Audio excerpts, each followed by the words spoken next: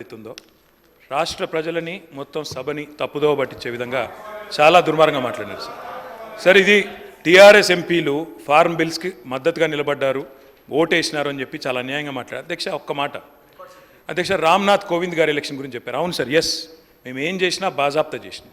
ఒక దళితుడు రాష్ట్రపతి అవుతుండంటే మేము అండగా నిలబడ్డాం, ఎస్, బరాబర్ ఓటేసినాం. ఉపరాష్ట్రపతిగా ఒక తెలుగు బిడ్డ అవుతున్నాడు వెంకయ్యనాయుడు గారు అంటే ఎస్, అండగా నిలబడ్డాం, ఓటేసినాం. కానీ తదుపరి మళ్ళీ నెక్స్ట్ టైం ఇంకొకరిని పెడితే మేము ఉల్టా క్యాండిడేట్ని పెట్టినాం యశ్వంత్ సిన్హా గారితో.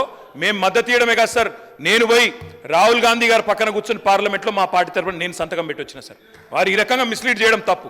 ఫామ్ బిల్స్కి మేము మద్దతు ఇవ్వలేదు, వ్యవసాయ చట్టాలకు మేము మద్దతు ఇవ్వలేదు, వాటిని రాజ్యసభలో వ్యతిరేకించినాం, గట్టిగా కొట్లాడినాం అధ్యక్ష. ఆ విషయంలో అనుమానం అవసరం లేదు.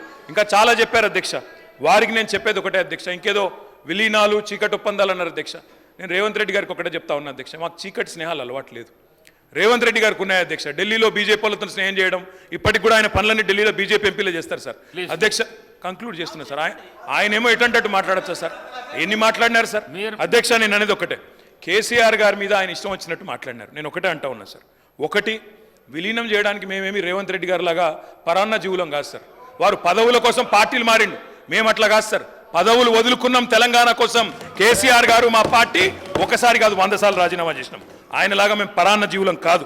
ఇంకొక మాట అధ్యక్ష, ఇవాళ బీజేపీ వాళ్ళతో చీకటి స్నేహం